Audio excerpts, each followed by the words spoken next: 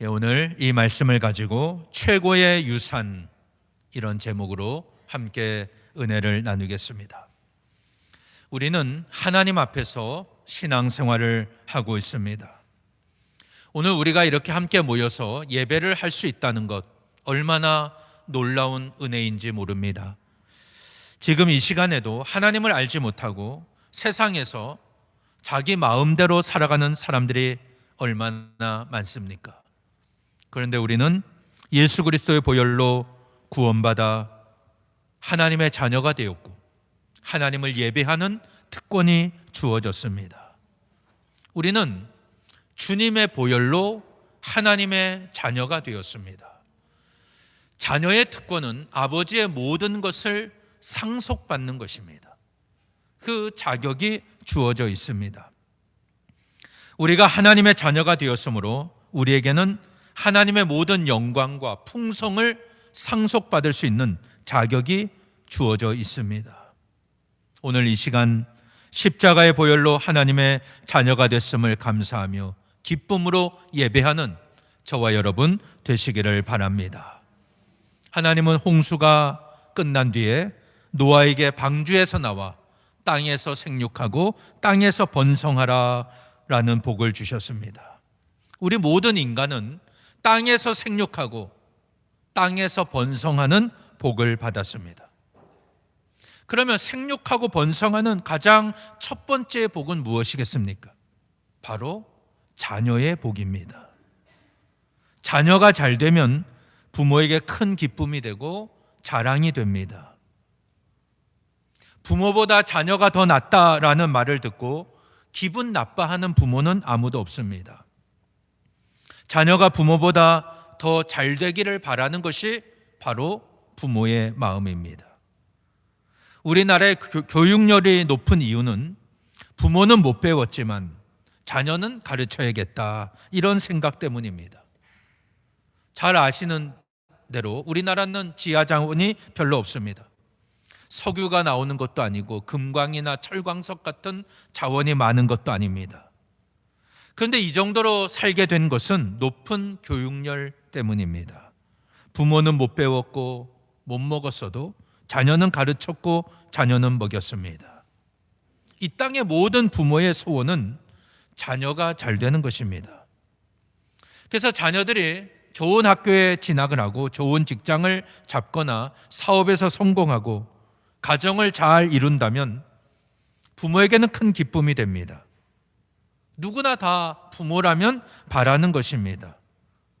자식 농사를 잘 지었다, 이런 소식을 들으면 부모에게는 큰 기쁨이 됩니다. 그렇다면 정말 자녀가 잘 된다는 것, 자녀가 잘 되는 것은 무엇을 의미하는 것입니까? 세상의 기준으로 성공해서 잘 먹고 잘 사는 게 자녀가 잘 되는 것입니까? 자녀가 잘 된다는 것은 하나님 앞에서 바른 신앙으로 살아가는 것입니다. 바른 믿음으로 살아가는 겁니다. 오늘 여러분의 자녀가 하나님을 두려워하고 하나님의 말씀대로 순종하는 자녀라면 정말 그 자녀는 잘 된 자녀입니다. 오늘 이 시각에 여러분의 자녀는 지금 어디에 있습니까? 하나님을 예배하고 하나님 말씀을 듣는 자리에 있다면 여러분은 최고의 부모입니다. 비록 많은 것을 물려주지 못했다 할지라도 하나님을 섬기는 바른 신앙을 제대로 물려주었다. 그러면 그 자녀는 하나님의 모든 풍성한 은혜와 복을 상속받을 수 있는 사람이 되는 겁니다. 낚시를 해서 그 잡은 물고기를 자녀에게 먹인다면 한 끼 식사는 해결해 줄 수가 있습니다. 그러나 그 자녀에게 낚시하는 법을 알려준다면 그 자녀는 평생 고기를 잡아서 먹을 수가 있습니다. 어떤 부모가 되시겠습니까? 오늘 내가 신앙생활 잘하는 것 중요합니다. 내가 하나님을 잘 섬기고 하나님 말씀대로 순종해서 하나님의 복을 받았습니다. 부모가 복을 받으면 그 당대 같이 있는 자녀도 복을 받는 것입니다. 그 은혜를 누립니다. 그런데 그 은혜가 자녀에게 계속 지속되지는 않습니다. 자녀들이 자라면, 머리가 크면 부모의 말을 듣지를 않습니다. 인생을 더 오래 살아본 경험으로 이야기를 해줘도 자녀들은 잔소리로 듣습니다. 그러면 부모가 누렸던 하나님의 은혜가 자녀에게 계속 이어지지를 못합니다. 그러나 부모가 하나님을 두려워하고 하나님 말씀대로 사는 것을 자녀에게 가르치면 그 자녀는 평생 하나님을 두려워합니다. 하나님 말씀대로 순종하며 살아갑니다.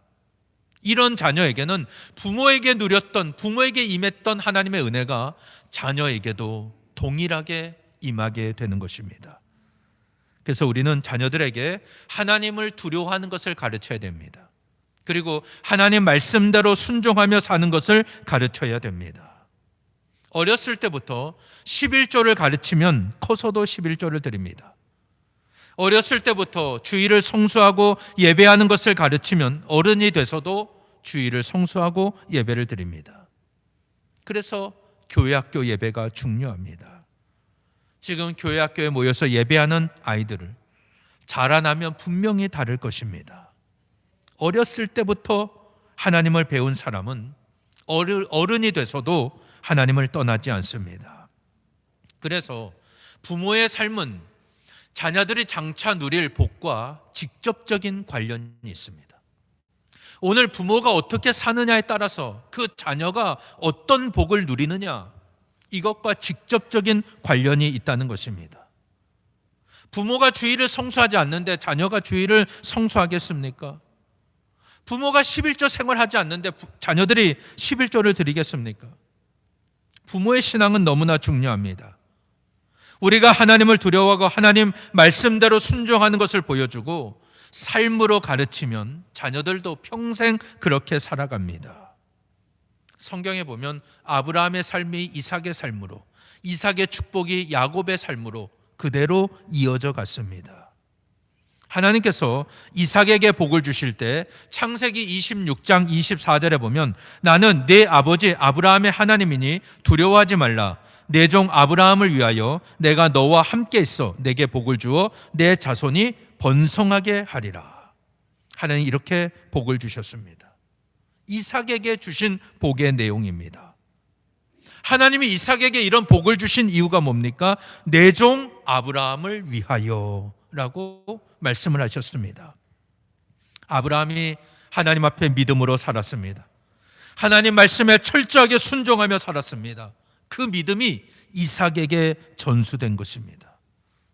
그래서 하나님이 이삭에게 복을 주실 때 내 종 아브라함을 위하여 내게 복을 주고 내 자손을 번성하게 하리라 말씀하셨습니다. 하나님은 아브라함 때문에 이삭에게 복을 주셨다는 거예요.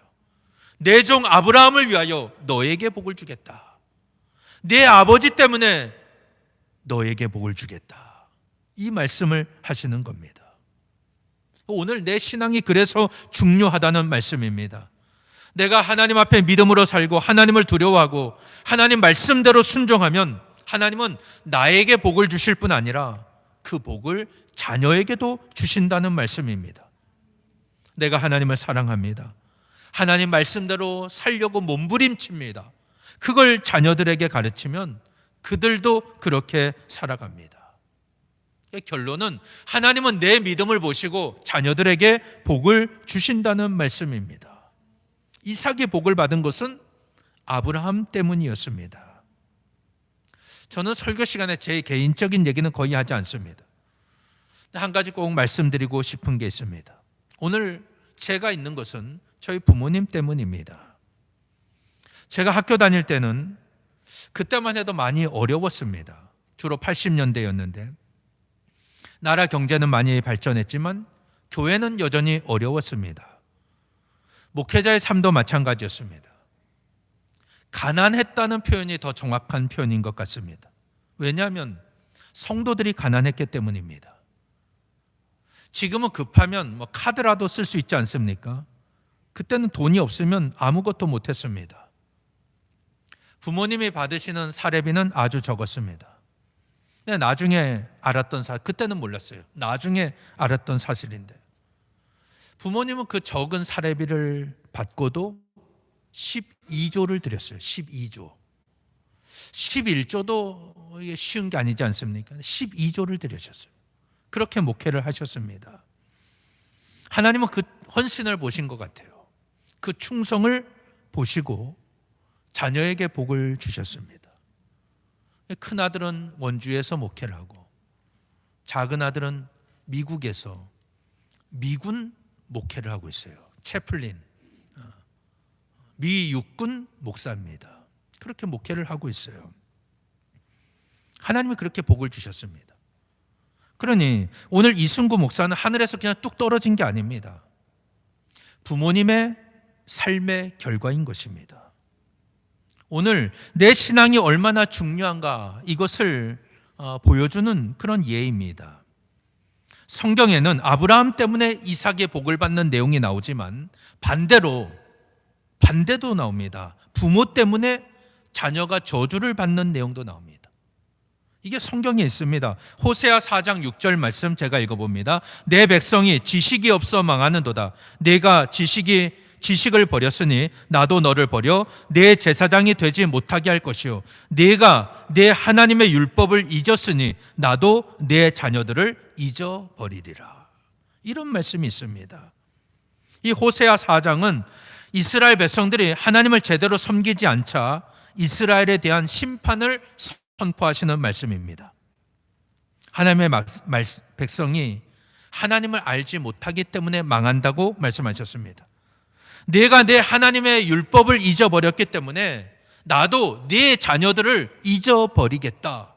이렇게 말씀을 하십니다. 굉장히 무서운 말씀이죠. 내가 하나님의 율법을 잊어버리고 하나님 말씀대로 살지 않고 내 마음대로 살면 하나님께서 내 자녀들을 잊어버리시겠다. 그렇게 말씀을 하십니다. 그럼 어떻게 되겠습니까? 호세아 4장 다음 절 4장 7절에 보면 그들은 번성할수록 내게 범죄하니 내가 그들의 영화를 변하여 욕이 되게 하리라. 하나님을 떠나면 번성할수록 범죄한다는 거예요. 그래서 그 영화를 변하여 욕이 되게 하겠다. 놔두면 잘 되면 더 범죄하고 하나님을 떠나니까 그 영광스러운 것을 욕이 되게 하겠다. 이렇게 말씀을 하십니다.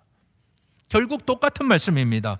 부모가 하나님을 잘 섬기면 그 자녀들이 복을 받지만 부모가 하나님을 잊어버리면 하나님께서도 그 자녀를 잊어버리신다. 사랑하는 여러분, 오늘 여러분이 이곳에 있고 하나님을 예배하는 자리에 있는 것 하나님의 은혜임을 기억하시기를 바랍니다. 그런데 오늘 내 신앙은 나에게서 끝나는 게 아니에요. 이것은 이어지는 겁니다. 내 자녀들에게 이어집니다. 내가 하나님을 잘 섬기고 하나님 말씀대로 사는 것을 자녀에게 가르치면 하나님께서 아브라함 때문에 이삭에게 복을 주셨듯이 오늘 내 믿음으로 인해 우리 자녀에게 복을 주실 줄 믿습니다. 그러나 내가 하나님 말씀을 잊어버리고 내 마음대로 산다. 그럼 하나님께서도 우리 자녀들을 잊어버리시겠다. 그럼 오늘 우리가 최우선으로 기도해야 할 제목이 무엇이겠습니까? 오늘 내 신앙이 하나님 앞에서 합당한 신앙이 되게 하시고 내 신앙이 우리 자녀들에게 이어지게 하옵소서. 이렇게 기도하고 기도한 대로 응답받는 여러분 되시기를 바랍니다. 오늘 본문에 보면은 다윗이 요나단을 생각합니다. 그리고 요나단의 아들 무비보셋을 선대하는 내용이 나옵니다. 사울이 왕으로 있을 때 40년 동안 통치했습니다. 그런데 그 집안 사람이 얼마나 많겠습니까? 그 권속들이 많았습니다. 그런데 사울이 블레셋과 길보아 전투에서 전사하지 않습니까? 사울도 전사하고 요나단도 전사합니다. 그때 이 사울의 집안 사람들이 많은 사람들이 죽었습니다. 이제 별로 남은 사람이 없습니다. 그렇게 사울과 요나단이 죽고 약 18년 정도 지나갔을 때 다윗이 왕권도 안정되자 사울의 집을 생각합니다. 왜냐하면 다윗이 요나단과 맺은 언약, 약속이 있었기 때문입니다. 이건 사무엘상 20장에 나오는데요. 42절에 보면 요나단이 다윗에게 이르되 평안히 가라. 우리 두 사람이 여호와의 이름으로 맹세하여 이르기를 여호와께서 영원히 너와 나 사이에 계시고 내 자손과 내 자손 사이에 계시리라 하였느니라. 요나단이 다윗과 언약을 맺었습니다. 그 당시 요나단은 왕자였고 다윗은 도망 다닐 때입니다. 요나단은 도망 다니는 다윗에게 아버지의 정보를 줍니다. 다윗이 미리 피신할 수 있게 도와주었습니다. 그가 이렇게 할 수 있었던 이유가 뭡니까? 다윗을 향한 하나님의 계획을 보았기 때문입니다. 인간적인 생각으로는 저 다윗이 죽어야 자기가 왕이 될 수 있습니다. 아버지 뒤를 이어서 자기가 왕이 될 수 있어요. 그런데 요나단은 자기의 정치적인 야망보다도 하나님의 뜻을 더 중요하게 여겼습니다. 사무엘상 20장 17절에 보면은 요나단이 자기 생명을 사랑함 같이 다윗을 사랑하였다. 이렇게 말씀을 하고 있습니다. 다윗은 그 은혜를 잊지를 않았어요.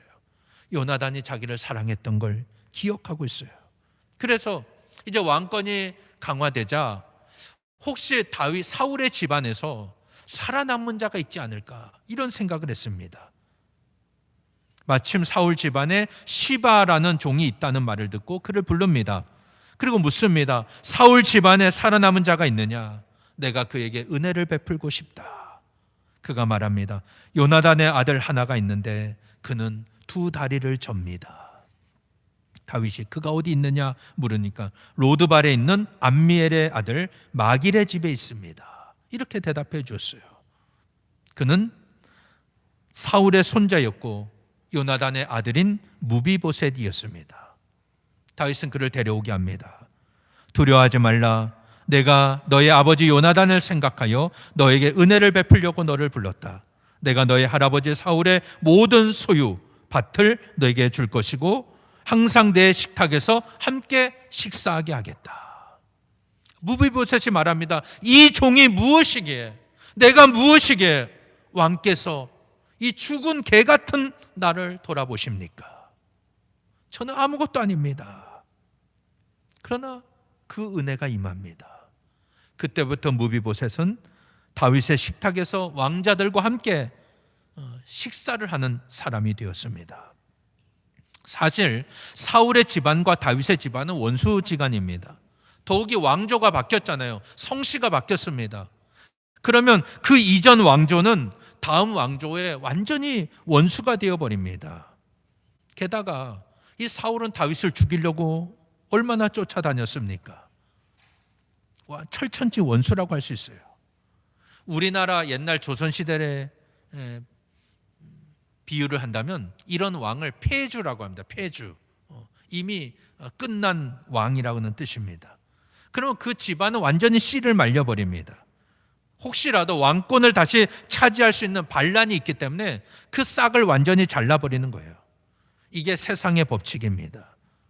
그러나 다윗은 왕권이 강화되고 안정되니까 요나단을 생각했습니다. 요나단에게 진 마음의 빚이 있었던 겁니다. 그래서 사울의 집안 사람 중에 살아남은 자가 있는가 찾아보니 마침 요나단의 아들 무비보셋이 있었던 겁니다. 그는 다리를 절었어요. 그가 다리를 절었던 이유는 사무엘하 4장 4절에 나옵니다. 그 이유가 나오는데 제가 읽어드리겠습니다. 사울의 아들 요나단에게 다리 저는 아들 하나가 있었으니 이름은 무비보셋이라. 전에 사울과 요나단이 죽은 소식이 이스라엘에서 올 때에 그의 나이가 5살이었는데 그 유모가 안고 도망할 때 급히 도망하다가 아이가 떨어져 절게 되었더라. 무비보셋이 5살 때 할아버지 사울과 아버지 요나단이 죽었습니다. 그럼 이제 급히 도망가야 돼요. 유모가 급히 도망가다가 이 5살 된 아이를 떨어뜨렸어요. 그래서 다리를 절게 되었습니다. 자, 그리고 그가 살던 지역은 로드발이라고 했습니다. 로드발. 이 로드발이라는 말의 뜻은 히브리어로 풀이 나지 않는 황무지라는 뜻입니다. 자, 그러면 이 무비보셋의 인생이 얼마나 힘들고 고단한 인생이었는지를 알 수가 있죠. 할아버지는 전 왕조의 왕이었습니다. 지금 왕조가 아니라 이전 왕조의 왕이었어요. 그리고 자기 아버지는 할아버지와 함께 한날의 전쟁에 나가 죽었습니다. 자기 몸에는 장애가 있어요. 2 다리를 접니다. 그리고 그가 살던 곳은 황무지였습니다. 지금으로 말하면 아주 불행한 인생입니다.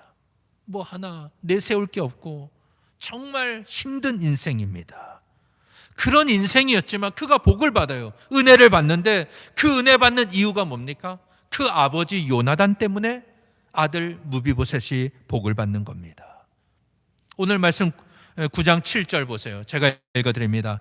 다윗이 그에게 이르되 무서워하지 말라. 내가 반드시 네 아버지 요나단으로 말미암아 네게 은총을 베풀리라. 내가 네 할아버지 사울의 모든 밭을 다 네게 도로 주겠고 또 너는 항상 내 상에서 떡을 먹을지니라. 이렇게 말씀을 하고 있습니다.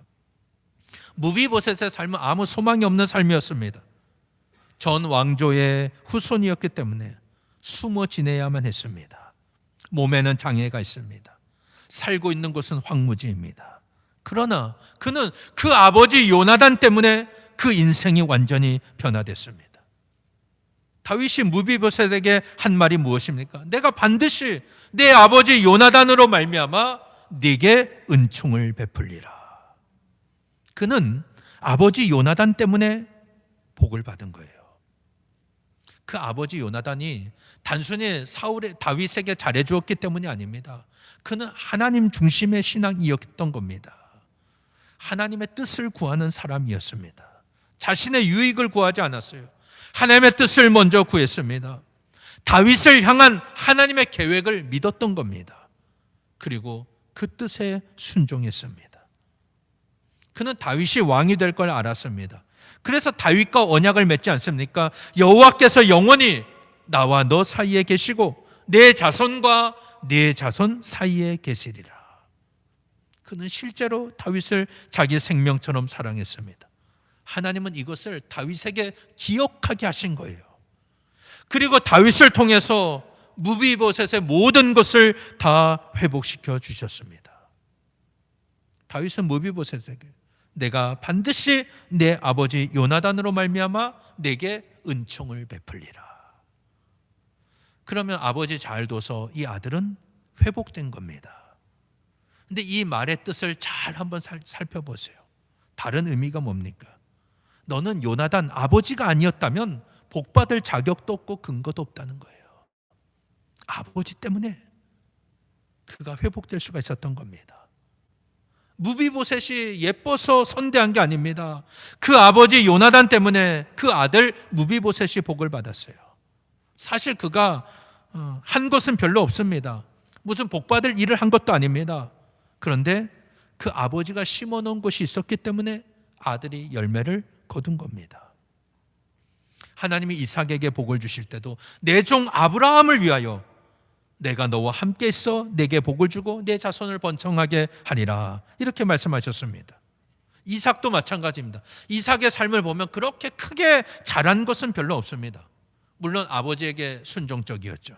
그리고 그랄에서 사람들이 우물을 메우면 싸우지 않고 그냥 피합니다. 또 다른 데 가서 땅을 파면 물이 솟았어요. 그럼 또 와서 메워요. 그러면 싸우지 않고 또 다른 데로 가서 우물을 팠습니다. 뭐 그 정도예요. 이게 뭐 큰 복을 받을 만한 그런 믿음을 보여주지는 못했어요. 그런데 이삭은 복을 받았습니다. 왜 그가 복을 받게 됐습니까? 이삭이 큰 복을 받을 수 있었던 것은 그 아버지 아브라함 때문이었어요. 내가 내 종 아브라함을 위하여 너와 함께 있을 것이다. 네게 복을 줄 것이고 내 자손을 번성하게 할 것이다. 무비보셋이 복을 받은 것도 그 아버지 요나단 때문이었습니다. 사랑하는 여러분, 오늘 내 신앙은 내 당대에서 끝나는 것이 아닙니다. 하나님은 부모의 신앙을 보시고 자녀에게 복을 주십니다. 오늘 내가 하나님을 두려워하고 하나님 말씀대로 순종하며 믿음으로 살면 하나님은 우리에게 복을 주실 뿐만 아니라 우리 자녀들에게도 복을 주실 줄 믿습니다. 그래서 오늘 우리 신앙은 최선을 다하는 신앙이 되어야 됩니다. 내가 최선을 다해서 하나님을 사랑하고 하나님을 섬기는 그런 모습 자녀들에게 보여주어야 됩니다. 중요한 것입니다. 신앙의 1세대는 개척의 시기입니다. 개척의 시기예요. 이때는 메마른 땅을 갈아엎는 시기예요. 돌을 파내야 됩니다. 거름을 주고 씨를 뿌려야 될 때입니다. 힘든 때입니다. 근데 힘들어서 눈물이 나도 해야 되는 때예요. 울면서 기도하며 심어야 할 때입니다. 그러면 하나님의 복은 그냥 쉽게 아무렇게나 주어지는 게 아니에요. 누군가는 희생해야 되고요. 누군가는 눈물을 흘려야 될 때가 있습니다. 그렇게 1세대는 아무런 열매를 맺지 못하고 인생을 마감할 수도 있습니다. 그러나 그 희생과 눈물은 절대 그냥 없어지질 않습니다. 눈물을 흘리며 씨를 뿌리는 자는 기쁨으로 거둡니다. 거두는 거예요. 울며 씨를 뿌리러 나가는 자는 반드시 기쁨으로 그 곡식단을 가지고 돌아옵니다. 내가 희생의 눈물과 씨앗을 뿌린 것, 그 자녀들이 열매를 거두는 것입니다. 혹시 여러분이 이런 생각하실 때가 있을 거예요. 저 사람은 어떻게, 나하고 별로 차이 나는 것도 없는데 어떻게 저렇게 잘 될까? 저 좀 형통한 것 같고 쉽게 풀리는 것 같고 어떻게 저렇게 잘 될까?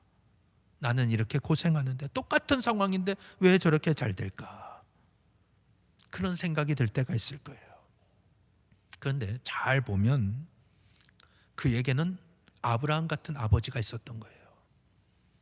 요나단 같은 아버지가 있었던 겁니다. 그렇게 심어놓고 뿌리고 기도하며 울면서 뿌렸던 조상들이 있었던 겁니다. 그 열매를 거두는 것입니다. 오늘 여러분의 자녀가 잘 되기를 바라십니까? 내가 먼저 하나님 앞에서 바른 신앙으로 하나님을 잘 섬기는 여러분 되시기를 바랍니다. 오늘 내 삶은 내 삶으로 끝나는 것이 아닙니다. 장차 우리의 자녀들이 누릴 복과 직접적인 관련이 있다고 그랬습니다. 성경적인 것입니다. 아브라함 때문에 이삭이 복을 받았어요. 요나단 때문에 무비보셋이 복을 받았습니다. 하나님은 오늘 내 삶을 보시고 내 믿음을 보시고 자녀들에게 복을 주십니다. 내가 하나님의 율법을 잊어버리고 내 마음대로 산다. 하나님은 우리 자녀들을 잊어버리신다고 말씀하셨습니다.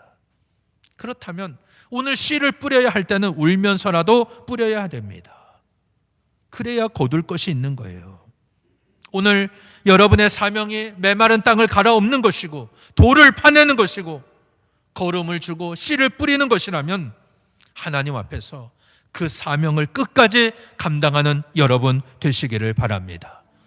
그 희생과 눈물은 절대 헛되질 않습니다. 내가 그렇게 몸부림치는 것, 그렇게 애쓰는 것, 자녀들이 보고 배웁니다. 하나님은 우리의 삶을 통해 자녀들에게 복을 주십니다. 그래서 부모가 자녀에게 남겨줄 수 있는 최고의 유산은 하나님이 인정하시는 충성된 신앙생활이에요. 하나님이 인정하는, 내가 아브라함은 내가 인정한다. 내가 요나단은 인정한다. 내가 아브라함 때문에 너에게 복을 준다. 내가 요나단 때문에 너에게 복을 준다. 오늘 마찬가지예요. 오늘 하나님께서 내 신앙을 인정하신다면, 그래, 내가 아무개 너 때문에 너 자녀에게 복을 준다. 이런 은혜가 우리 모든 성도들의 가정에 임하시기를 바랍니다. 이게 여러분, 우리가 자녀들에게 물려줄 수 있는 최고의 유산이에요. 아파트 물려줄 생각, 땅 물려줄 생각, 그거 더 중요한 게 이거예요. 신앙의 유산, 최고의 유산은 오늘 우리가 심고 뿌린 믿음의 열매입니다. 그걸 물려줄 때 그 자녀들이 복을 받고 그들도 하나님 앞에 더욱 귀하게 쓰임받는 은혜가 임할 줄로 믿습니다. 우리 모두 하나님이 인정하시는 신앙생활로 하나님께 기쁨이 되고 자녀에게 본이 되어서 하나님 주시는 놀라운 은혜와 축복을 체험하는 믿음의 가정이 되시기를 예수님 이름으로 간절히 축원합니다.